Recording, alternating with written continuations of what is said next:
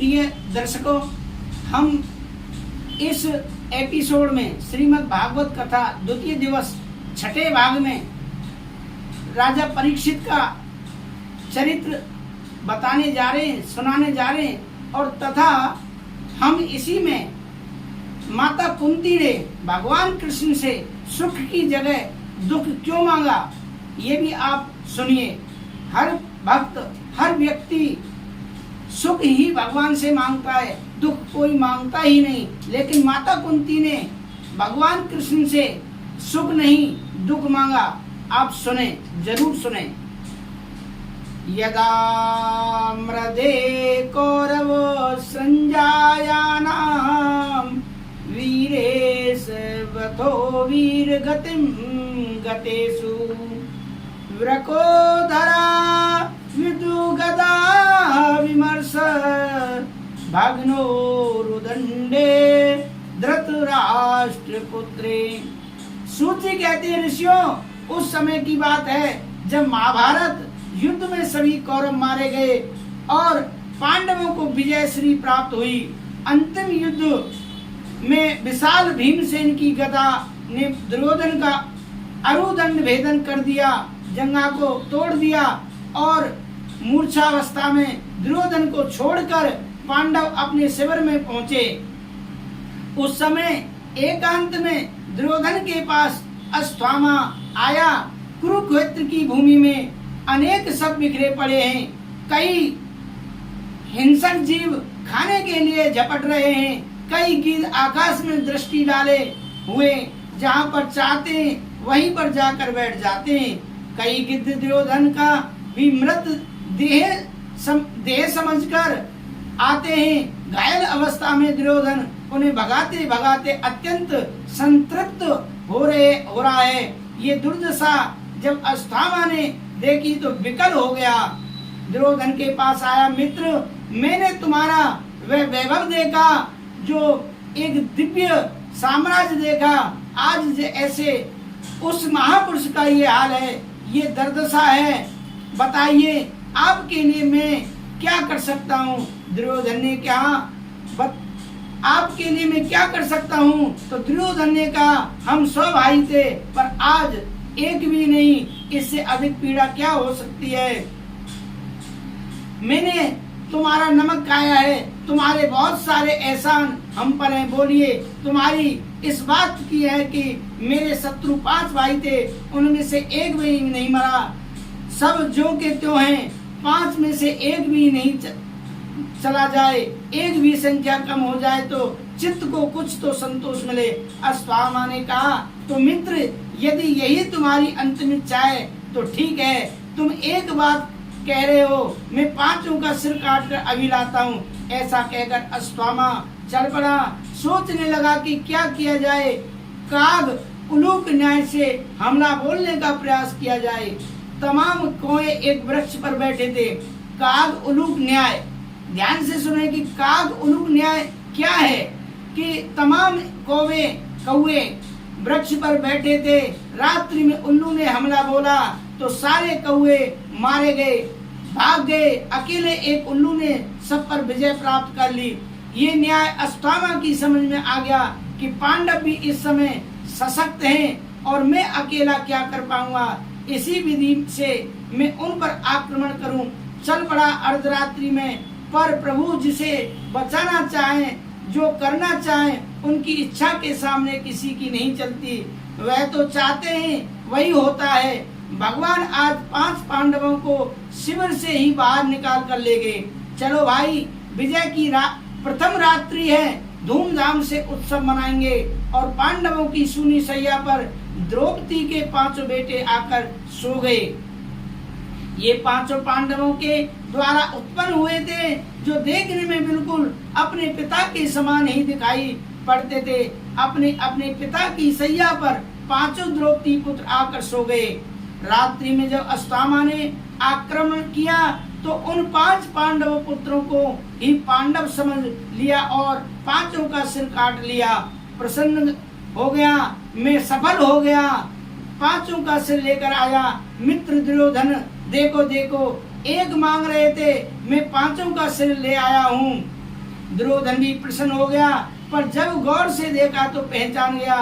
पहचानते ही दुर्योधन बहुत दुखी हो गया और बोला, अरे अश्वत्थामा, ये पांडव नहीं, पांडव पुत्र हैं, इन्हें मार कर तो तूने हमें पानी देने वाला भी नहीं छोड़ा, इनसे मेरा क्या बैर था। दुर्योधन का भी प्राणांत हो गया, पर अश्वत्थामा अब बहुत घबराया कि पांडव यदि जीवित हैं तो वह मुझे नहीं छोड़ेंगे।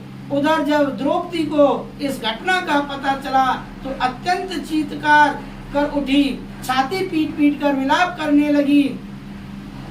माता शिशूनां निधनं सुतानां निशम्य घोरं परतप्यमाना तादारुद द्वास्तु कला कुलाची ताम शांतवयाना क्रीटमाली। द्रौपदी की इस व्यथा को देखकर अर्जुन ने गांडीव धनुष उठा लिया और तुरंत क्रोध में भरकर प्रतिज्ञा कर डाली कि द्रौपदी दुखी मत हो, जिस दुष्ट ने ये दुष्कर्म किया है उसे मैं तुम्हारी आंखों के सामने लाकर ही मृत्यु दंड दूंगा। ऐसा कहकर अर्जुन गांडीव उठाकर चल पड़े। गोविंद के द्वारा संचालित उस रथ पर बैठकर अश्वत्थामा का पीछा किया। अश्वत्थामा भागा कि बचूंगा नहीं। जब जान लिया कि अर्जुन मुझे छोड़ने वाला नहीं है तो उसने अर्जुन के ऊपर ब्रह्मास्त्र चला दिया। अर्जुन घबरा गए। कृष्ण भगवान बोले, अर्जुन तुम क्यों घबराते हो, तुम्हें तो ब्रह्मास्त्र चलाना आता है, तुम भी चलाओ। तुरंत अर्जुन ने ब्रह्मास्त्र छोड़ दिया। दोनों ब्रह्मास्त्र टकराए। भगवान बोले, अर्जुन तुरंत शांत करो। तुरंत अर्जुन ने अपने दिव्य ब्रह्मास्त्र के प्रभाव को शांत कर दिया और छोड़कर अश्वत्थामा को बंदी बना लिया। रस्सियों से बुरी तरह बांधकर रथ में लाकर पटक दिया। भगवान कहते हैं, इसे बांध क्यों रहे हो, इसे यही मृत्यु दंड दे दो। ये आतताई है, सोते हुए प्रबल शत्रु को भी कोई मारता नहीं। इसने सोते सोते अबोध बच्चों को मारा है। धर्मवेत्ता पुरुष स्त्री को, बालक को, मतवाले को, पागल को, सोते हुए शत्रु को कभी नहीं मारते। इसने अधर्म किया है, अर्जुन छोड़ना मत। अर्जुन ने कहा, सरकार छोड़ने वाला तो नहीं, परंतु द्रौपदी को वचन दिया है, इसीलिए वही मारूंगा। पशु की तरह रस्सी से बांधकर अश्वत्थामा को रथ में डालकर द्रौपदी के सामने खड़ा कर दिया। जो द्रौपदी की दृष्टि अश्वत्थामा पर पड़ी, तुरंत खड़ी हुई और अश्वत्थामा की रस्सियां खोलने लगी। मुच्यताम मुच्यतामेष ब्राह्मणो नितराम गुरु। क्या कर रहे हो महाराज, ये ब्राह्मण देवता हैं और केवल ब्राह्मण ही नहीं, आपके गुरु पुत्र भी हैं। अरे गुरु पुत्र तो गुरु के समान होता है, वंदनीय होता है, और आपने इसे बांध रखा है। भूल गए गुरुदेव के एहसान को। आपके गुरुदेव ने आपको सबसे परम प्रिय शिष्य मानकर वह अस्त्र रहस्य बतलाए जो किसी को नहीं दिए। धनुर्वेद में जितने भी रहस्य थे वे सब तुम्हें प्रदान किए, और जिन गुरुदेव ने इतने रहस्य आपको दिए, आज वही गुरुदेव तो गुरु के पुत्र में तुम्हारे सम्मुख खड़े हुए हैं और आपने उन्हें पशुओं की तरह बंदी बना रखा है। अश्वत्थामा रस्सियों से बंधा नीचे सिर झुकाए खड़ा है। कर्म ही इतना जुगुप्सुप्त है किया है कि अपने पाप कर्म के कारण कभी निगाह उठाकर किसी से आंख नहीं मिलाता। अश्वत्थामा स्वतः लज्जित हो रहा है। द्रौपदी उन्हें मुक्त करने की प्रार्थना कर रही है। अर्जुन बोले, देवी क्या तुम भूल गई, तुम्हारा एक नहीं 5-5 पुत्रों को सोते सोते इसने समाप्त कर दिया और इस पर तुम इतनी दया दिखा रही हो। द्रौपदी ने कहा, महाराज पर इस पर तो मुझे बिल्कुल भी दया नहीं आती, पर मैं ये भी नहीं चाहती कि जिस शोक सागर में डूब रही हूँ किसी दूसरी माँ को भी क्यों डुबाऊं। मैं जान गई कि पुत्र पीड़ा की व्यथा कितनी होती है, कितना कष्ट होता है पुत्र पीड़ा का। यदि तुमने इसे समाप्त किया तो क्या तुम्हारी गुरु माता मेरी तरह नहीं रोएंगी। मेरे पुत्र नहीं तो मुझे कम से कम 5-5 पति का अवलंबन प्राप्त है। परंतु इनकी माँ कृपी, जिनके पति तो द्रोणाचार्य महाराज हैं, पधार चुके हैं, बेटे का सहारा लिए बैठे हैं। यदि इसे ही तुम समाप्त कर दोगे, तुम्हारी गुरु माता पर क्या बीतेगी? वह तो बिल्कुल अकेली पड़ जाएगी। धर्म युधिष्ठिर को द्रौपदी के ये वचन उचित लगे। मैं एक बार बीच में दर्शकों आपको बताना चाहूंगा कि जो कृपी हैं वही आज शीतला माता है हमारे गुरुग्राम में।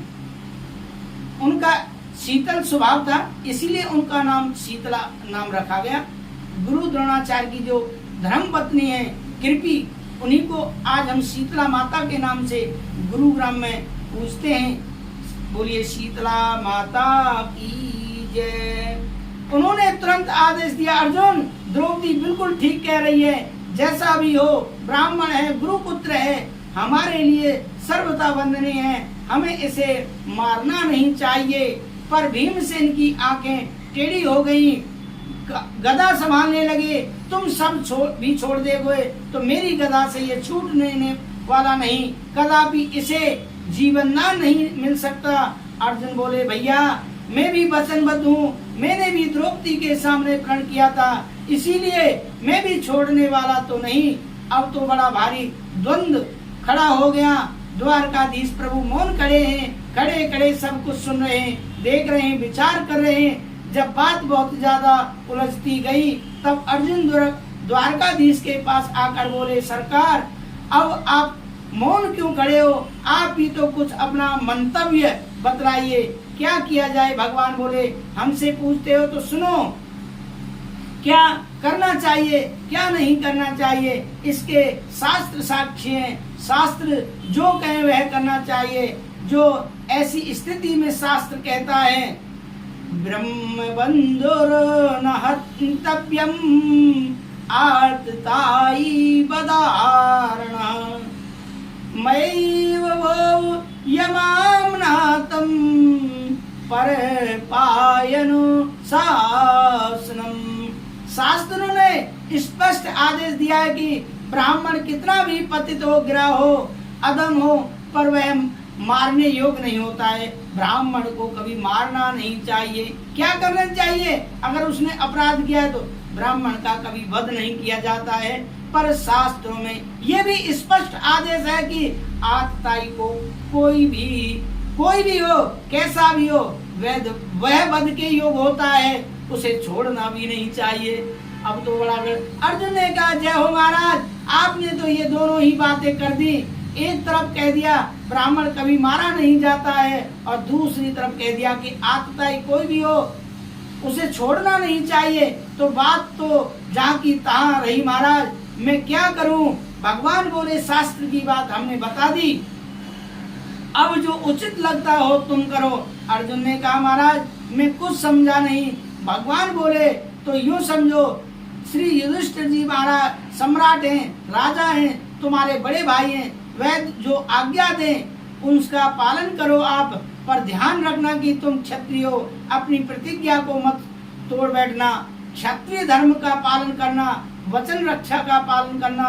अर्जुन समझ गए कि ये टेढ़ी टांग वाले सीधा बोलना जानते ही नहीं, पर मामला इनका टेढ़ा है, हर मामला इनका टेढ़ा है। पर अर्जुन भी भगवान के पक्के चेला हैं, भगवान से ही भगवत गीता का ज्ञान प्राप्त किया है। महाभारत में अर्जुन को तुरंत गीता का एक सूत्र याद आ गया।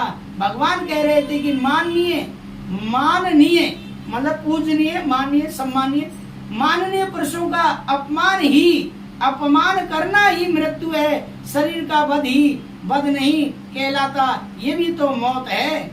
माननीय पुरुषों का, जो सम्मानित लोग हैं, माननीय पुरुषों का ही अपमान हो जाए, वही जितनी बार उस अपमान को याद करेगा उतनी ही मौत मरेगा।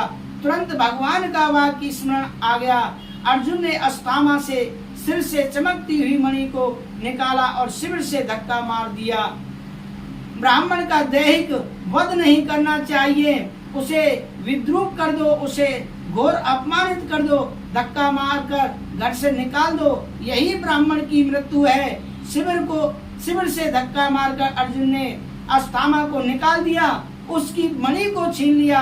अपमान की ज्वाला में जलता हुआ अस्थामा सोचने लगा कि मेरा भी नाम अस्थामा नहीं, इनके वंश में कोई भी पानी देने वाला नहीं छोड़ूंगा। अपमानित होकर चला गया।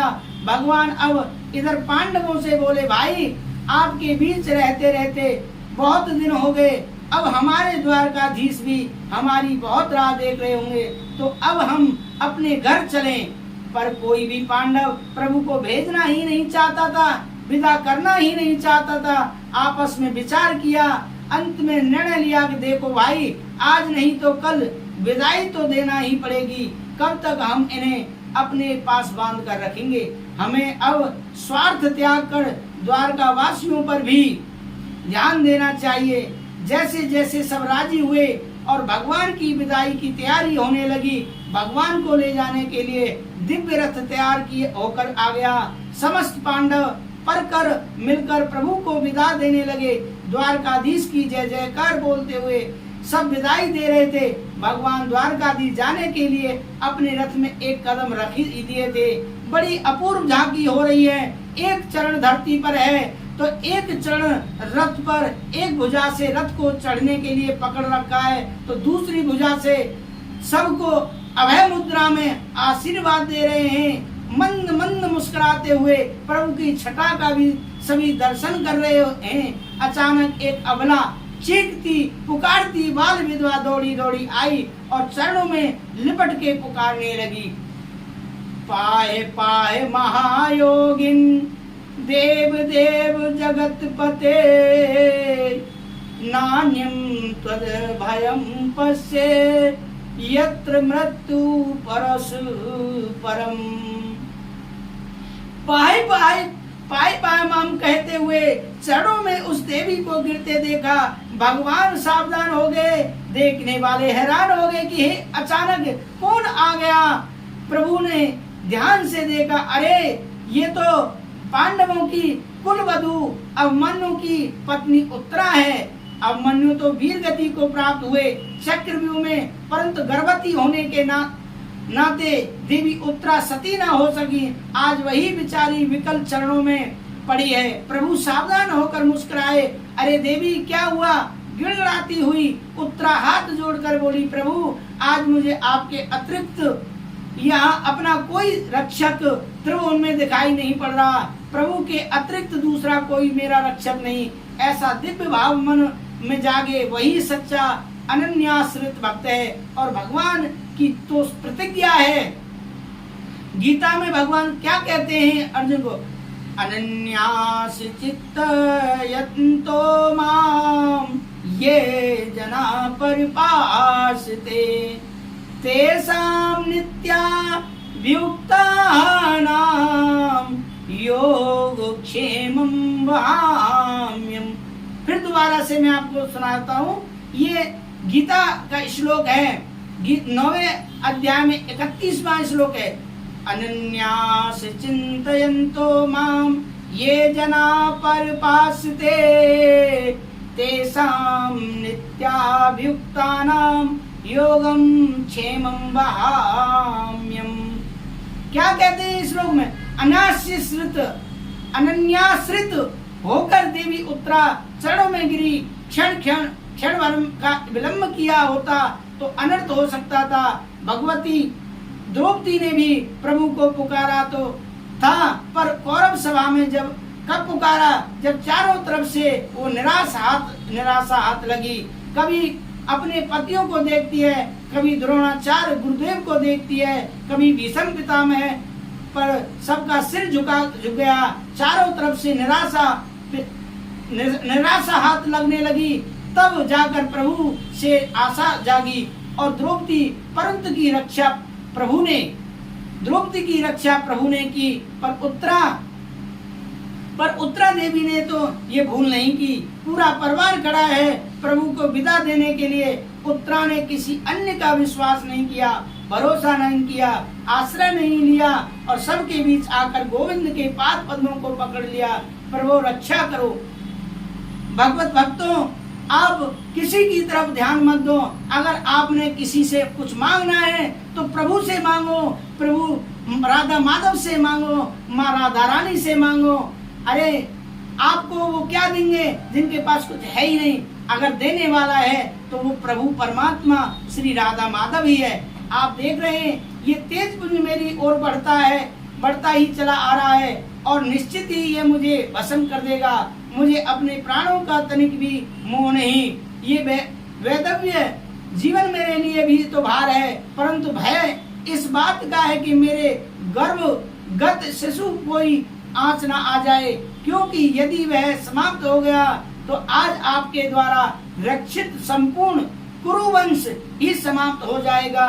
इसीलिए मैं भले ही बचूं या मरूं, पर मेरे गर्भ पर कोई संकट न आवे।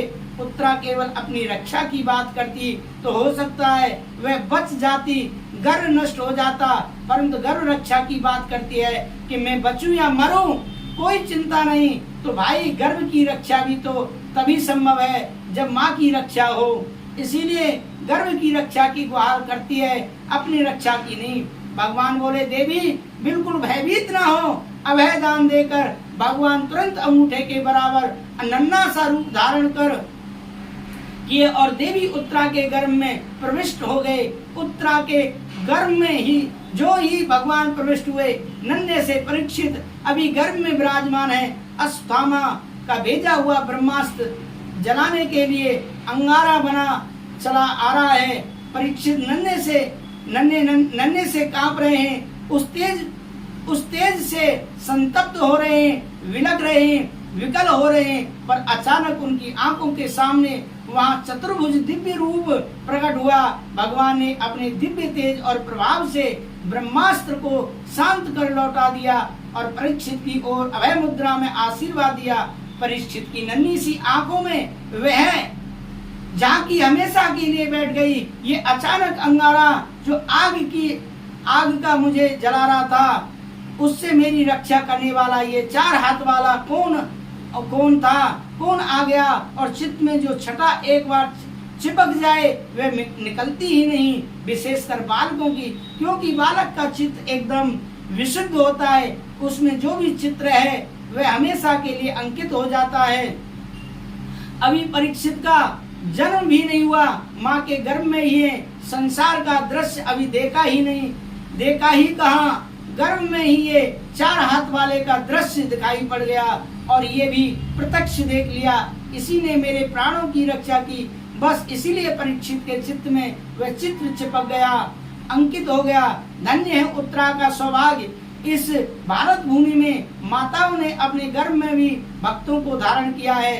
ध्रुव और प्रहलाद के रूप में भगवान को भी अपने उदर में धारण किया है, श्री राम और कृष्ण के रूप में। पर ऐसी भाग्यशालिनी माता कोई नहीं हुई जिसके गर्भ में भक्त और भगवान एक साथ विराजे हों, हैं? एक ही साथ विराजे हों भक्त और भगवान। आज ये परम सौभाग्य यदि मिला तो भगवती उत्तरा देवी को, जिनके गर्भ में परम भागवत परीक्षित पहले ही विद्यमान थे और आज साक्षात प्रभु भी पधार गए। भक्त और भगवान का ये दिव्य संयोग भगवती उत्तरा के गर्भ में संपन्न हुआ। पुनः प्रभु प्रकट हुए, मंद मंद मुस्कुराकर उत्तरा को देखकर कहा, देवी अब तो कोई कष्ट नहीं। उत्तरा के आनंद का पारावार नहीं रहा, चरणों में बार बार प्रणाम करने लगी। अश्रुधारा नैनों से बहने लगी। किन शब्दों में प्रभु का धन्यवाद दिया जाए। वाणी मूक हो गई, मतलब वाणी बंद हो गई। एक शब्द भी देवी उत्तरा के मुख से नहीं निकला और भगवान अभयदान देकर पुनः रथ में चढ़ने को उद्यत हुए तो देवी कुंती महारानी से नहीं रहा गया मेरे वंश की रक्षा की। यदि ये बालक समाप्त हो गया होता तो कुरुवंश उसके साथ ही समाप्त हो जाता। इतना बड़ा कार्य करके प्रभु जा रहे हैं, कोई धन्यवाद भी नहीं दे रहा। ठीक है, आकाश का अंत कोई नहीं पा सकता, फिर भी पक्षी तो अपनी अपनी सामर्थ्य से उड़ते ही हैं। गोविंद के अनंत गुणगणों का कोई भी गायन नहीं कर सकता है, कोई भी पार नहीं पा सकता है। फिर भी ऋषि मुनि अनादिकाल से उनके गुणगणों का गायन तो करते ही हैं, अपनी अपनी सामर्थ्य से उनकी महिमा गाते हैं। कुंती मैया से भी नहीं रहा गया, प्रभु के चरणों में आकर प्रणाम करने लगी। भगवान बोले, बुआ ये उल्टी गंगा क्यों बहा रही है? मैं आपका भतीजा विदा ले रहा हूँ, तो प्रणाम मुझे तो प्रणाम मुझे आपको करना चाहिए और उल्टे आप मुझे प्रणाम करने लगे। कुंती मैया हाथ जोड़कर कहती है, प्रभु ये भुआ भुआ कहकर मेरी आंखों पर मोह का पर्दा न डालिए। अनेकों बार आपकी भगवत्ता का मैंने ठीक से जान लिया, समझ लिया, पर जैसे ही आपकी भगवत्ता मेरी समझ में आने लगती है तभी बड़े प्यार से आप भुआ भुआ जी इतना प्यार से बोलते हैं कि आपकी सारी भगवत्ता भुलाकर केवल भतीजा मानकर रह जाती हूँ। इसीलिए निवेदन है कि थोड़ी देर मौन ही खड़े रहो और आज जो उद्गार हृदय में आ रहा है उन्हें कह लेने दीजिए। मैं आज अपने भतीजे को प्रणाम नहीं कर रही हूँ, अब तो नमस्ते पुरुषम त्वाद्यमीश्वरम प्रकृते परम अलक्ष्यम सर्वभूतानां न तर्वैर्वसिष्ठम माया जवन कांचन नामज्ञादोक्षजं वयं न लक्ष्यं सेमून दृशा नटो नाट्यम नाट्यधरो यथा।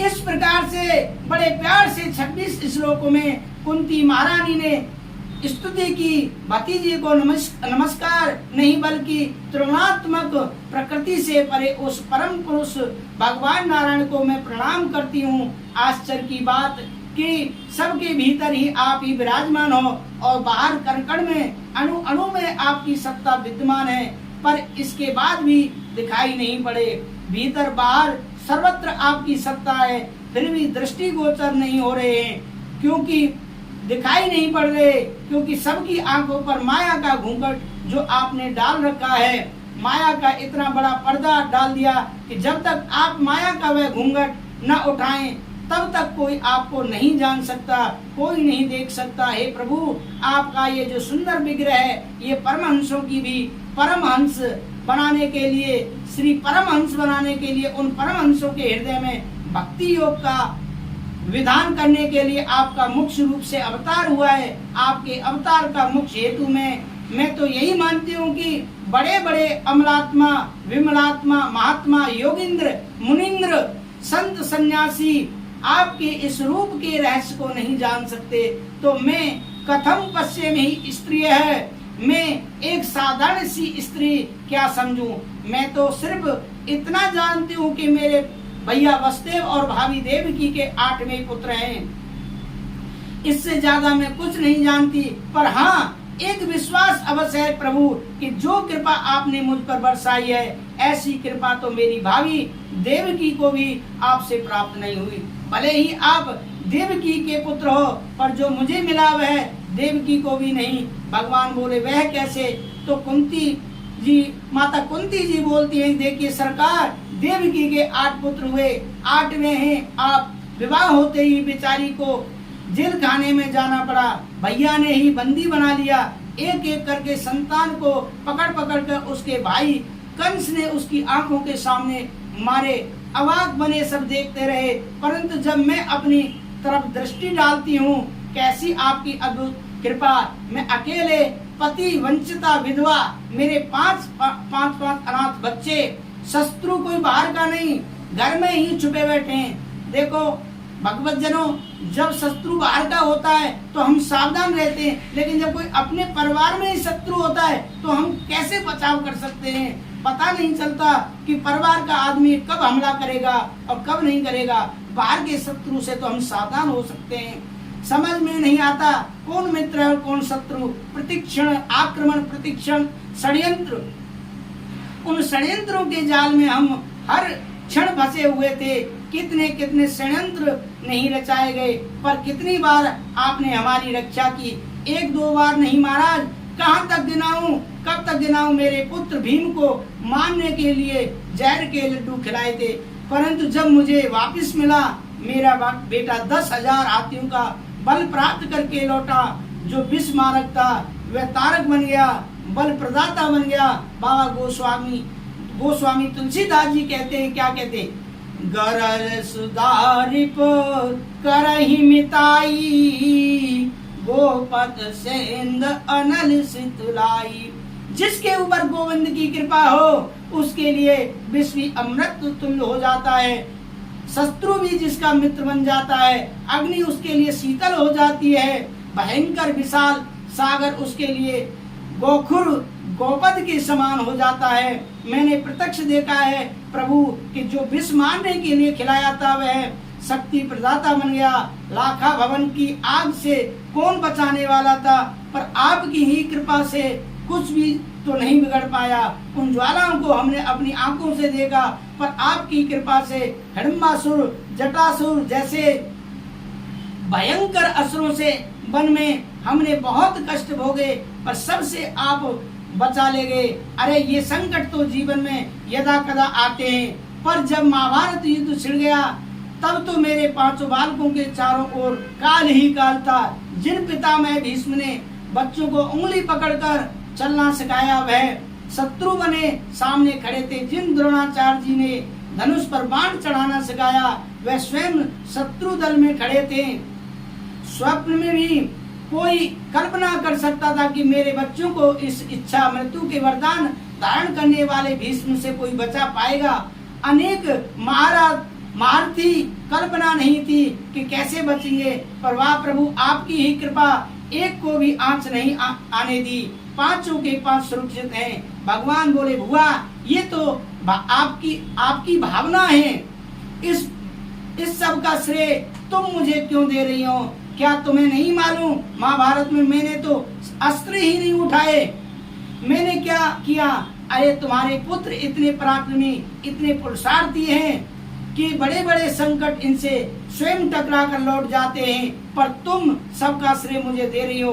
कुंती महारानी कहती है प्रभु आप करते हुए भले ही नहीं दिखाई पड़ो, पर करते सब आप ही हो।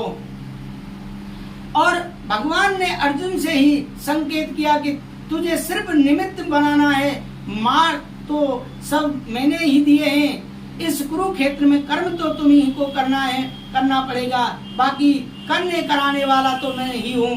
क्या होना है क्या होगा वह मुझे मालूम है, करूँगा मैं, पर करते हुए तुम दिखोगे, क्योंकि कर्म तुम्ही को करना है। सुग्रीव से भगवान ने स्पष्ट कहा था, सुन सुग्रीव मैं मारहूं बालई एक ही बाण, एक ही बाण से मैं बाली को मारूंगा। पर फिर कहते हैं सुग्रीव जाओ लड़ने के लिए। सुग्रीव ने पूछा अरे जब आपको मारना है तो मुझे आप पिटवाने को क्यों भेज रहे हो? भगवान बोले नहीं, लड़ना तो तुम्हें ही पड़ेगा, तुम लड़ो, पर मारूंगा मैं। इसीलिए जीव को कर्म तो अपनी पूरी निष्ठा के साथ करना चाहिए, परंतु होगा क्या वह परमात्मा ही करने वाला है। इसी प्रकार महाभारत के युद्ध में अर्जुन से ही युद्ध करवाया, परंतु करने कराने वाले तो प्रभु ही हैं। कुंती मैया उसका अनुभव कर रही है, प्रभु सब प्रकार से आपने मेरे बच्चों को बचाया, एक बार नहीं अनेकों बार बचाया, परंतु ना तो लड़ते दिखाई दिए पड़ते हैं, न हाथ में अस्त्र दिखाई पड़ते हैं। अरे अभी अभी द्रोणाचार्य जी के पुत्र अश्वत्थामा के ब्रह्मास्त्र से मेरे वंशधर को कौन बचा सकता था? आपने मेरी कुलवधू उत्तरा की गर्भ की रक्षा की, मेरे वंशधर की रक्षा की। प्रभु ये तो सबकी आंखों के सामने की बात है, अभी अभी की घटना है। भगवान बोले हुआ आज इतनी लंबी चौड़ी मेरी महिमा आखिर क्यों कर रही हो? क्या बात है? अपने भतीजे को भगवान बनाकर खड़ा कर दिया, क्या बात है? कुंती मैया बोली आज कुछ मांगना चाहती हूँ प्रभु। जब जब संकट आए तो आप मेरे सामने आए।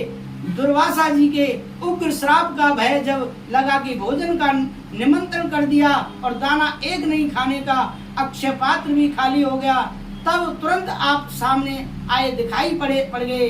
तब भी संकट आए, जब भी संकट आए तब आप भी हमारे सामने आए। आज सारे संकट भाग गए, मेरा पुत्र चक्रवर्ती सम्राट के पद पर विभूषित हो रहा है, दुखों के बादल हट गए, जहाँ सुख साम्राज्य आया सोई आप हाथ जोड़कर बोले कि भुआ चलता हूँ। तो प्रभु मैं तो वही वरदान मांगू कि यदि विपत्ति काल में ही आप हमारे पास रहते हो तो सुख समृद्धि आते ही हमें छोड़कर चले जाते हो। तो मैं वरदान मांगना चाहती हूँ कि जीवन भर इस कुंती के जीवन में संकटों के बादल छाए रहे, मेरे जीवन में कभी विपत्ति का अंत ना हो। विपदे संतु न स्वस्वत तत्र तत्र जगत गुरो भवतो दर्शनम यत स याद पुनर्भवो दर्शनम। माता कुंती द्वारा भगवान की स्तुति भजन के माध्यम से हम एक आपके सामने सुनाने जा रहे हैं। छोड़ूं मैं किसे भगवन दोनों ही तुम्हारे हैं, सुख भी मुझे प्यारे हैं दुख भी मुझे प्यारे हैं, सुख भी मुझे प्यारे हैं दुख भी मुझे प्यारे हैं, छोड़ूं किसे भगवन दोनों ही तुम्हारे हैं, सुख दुख ही तो दुनिया की गाड़ी को चलाते हैं, सुख दुख ही तो हमको इंसान बनाते हैं, संसार की नदियाँ के दोनों ही किनारे, छोड़ूं मैं किसे भगवन दोनों ही तुम्हारे, सुख भी मुझे प्यारे हैं दुख भी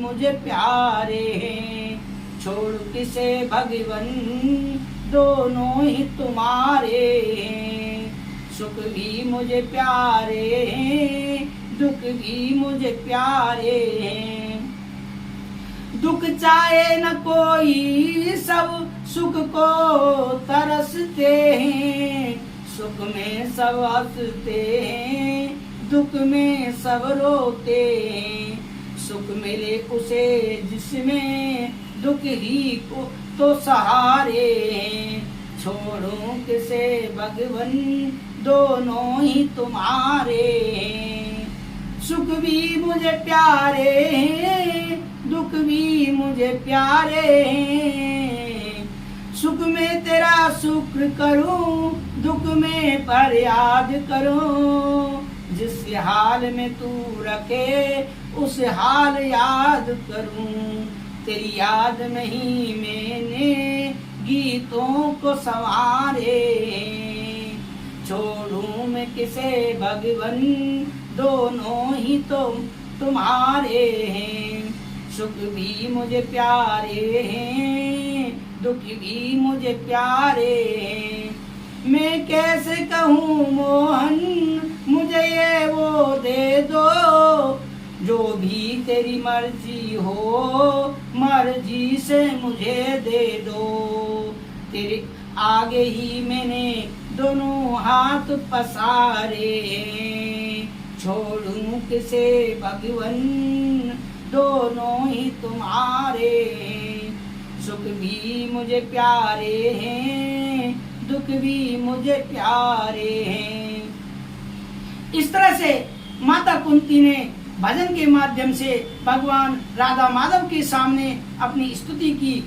जब तक जीवन है तब तक विपत्ति इसी प्रकार आती रहे, जैसी आती रहे, जैसे आती रहे। भगवान बोले जय हो बुआ जी, कितने वर्षों तक विपत्ति का कष्ट भोगा, लोग विपत्ति के नाम से कांपते हैं और आप विपत्ति का वर चाहती हैं, वरदान चाहती हैं। कुंती मैया कहती हैं उस विपत्ति में ही तो बार बार आपके दर्शन मिलते हैं, और केवल आपके ही दर्शन नहीं मिलते, अप पुनर्भव दर्शनम, जिसे आपके दर्शन मिल गए उसे फिर बार बार भव दर्शन नहीं होता, अथवा अपुनर्भगवान भवानाम जीवन मुक्तानाम दर्शनम इति अपुनर्भव दर्शनम। जहाँ भी प्रभु पधारते हैं जीवन मुक्त संत भी उनके पीछे पीछे भागते हैं। बड़े बड़े सिद्ध कोटि के संत और देवता भगवान के आगे पीछे दौड़ते रहते हैं। तो जब भगवान इंद्रप्रस्थ के पांडवों के पास आ जाते हैं, आए दिन एक से एक सिद्ध कोटि के संत भगवान से मिलने के लिए बहाने आया करते हैं। इसलिए कुंती मैया कहती हैं कि आपके ही दर्शन नहीं होते, बड़े सिद्ध कोटि के संतों का भी आपके साथ साथ दर्शन होता रहता है। इसीलिए चाहती हूँ कि विपत्ति बनी रहे ताकि बिहारी जी भी बने रहें और बड़े बड़े सिद्ध कोटि के संत भी यहाँ पर पधारते रहें, क्योंकि आप तो अकंचनों को के ही परम धन हो, जो धन संपदा में ही अपना सब कुछ मान बैठते हैं, उसमें मिथ्या भगवान कर लेते हैं, उनसे जो आप दूर हो जाते हो प्रभु। याद आता है वह दिव्य क्षण जब मैया की मटकी फोड़ दिए, मैया ने कान पकड़कर आपको उखल से बांध दिया था, कैसे आंख मीड़ मीड़ कर आंसू आ रहे थे। वह दृश्य जब मेरे चिंतन में आता है तो मैं सोचती हूँ कि क्या यही वह नारायण है जिसकी टेढ़ी भक्ति होने पर स्वयं काल भी कांप जाता है, मूर्तिमान भय भी जिससे भयाक्रांत रहता है। वह भगवान देखो आज उखल में बंधा हुआ रो रहा है। कौन कल्पना कर लेगा कि ये वही परम तत्व है। वह दृश्य मेरे मन को मोहित कर लेता है कि ये कैसा भगवान है जो उखल में बंधा रो रहा है। अरे परमात्मा की तो दृष्टिपात मात्र से संसार के बंधन खुल जाते हैं, और वह परमात्मा खुद बंधा हुआ वह दृश्य मेरे मन को मोहित कर देता है। मैं व्यामोहित हो जाती हूँ। बस प्रभु अब तक एक ही प्रार्थना है, मेरा मन तो पांडवों में थोड़ा चिपका हुआ है, जो स्नेह पास पांडवों में बना हुआ है, वह वंशियों यदवंशियों में जहाँ भी पैदा हुई वसुदेव आदि भाइयों के प्रति इन दोनों रस्सियों को आप काट डालो, पर आप अपने चरण कमलों में मेरे चित्त को लगा लो। स्नेह पास आपके अतिरिक्त कहीं मेरा बनाना हो। जब सब जगह की डोरी काट दो। कुंती मैया ने जब ये दिव्य भावना प्रकट की तो भगवान गदगद हो गए, प्रसन्न होकर बोले, बुआ यदि इतना आपका प्रेम है तो अब हम द्वारका जाते ही नहीं। और भगवान ने तुरंत द्वारका की यात्रा स्थगित कर दी, द्वारका जाने का प्लान समाप्त कर दिया, और कुंती बुआ के साथ उनके भवन में प्रविष्ट हो गए, रुक गए। कुंती मैया ने जैसे ऐसी चीज मांगी जो भगवान के पास थी नहीं, दुख। भगवान तो आनंद सिंधु सुख राशि हैं, वे दुख कहाँ से देंगे? जो साक्षात सच्चिदानंद है वह दुख देना चाहे तो भी कहाँ से दे पाएंगे? उसके खजाने में है ही नहीं, और जो दुख स्वरूप संसार है उससे तुम जीवन भर सुख मांगते रहोगे, वह कहाँ दे पाएगा? क्योंकि दुख स्वरूप संसार में सुख है ही नहीं। जब भगवान को लगा कि बुआ ने मांगा दुख और मैं दे नहीं पाया, क्योंकि देना संभव ही नहीं, इसीलिए भगवान ने स्वयं को ही दे दिया और कहा हम आपके साथ चलते हैं। पांडवों में आनंद की लहर छा गई। चलते चलते प्रभु को बुआ के प्रेम ने रोक लिया। भवन में आए। आगे हम इसी अगले एपिसोड में भीष्म जी की स्तुति गाएंगे और बताएंगे भीष्म पितामह सरसैया पर पड़े हैं और क्या स्तुति कर रहे हैं। ध्यान पूर्वक सुने। निवेदन है कि आप अगर हमारे प्रत्येक एपिसोड को ध्यान लगाकर सुनेंगे तो जरूर श्रीमद् भागवत कथा आपके समझ में आएगी। और आप चैनल को सब्सक्राइब करवाना ना भूलें, जिससे कि प्रतिदिन प्रत्येक एपिसोड का नोटिफिकेशन आपके पास आता रहे। इसी के साथ मैं विदा लेता हूँ। धन्यवाद।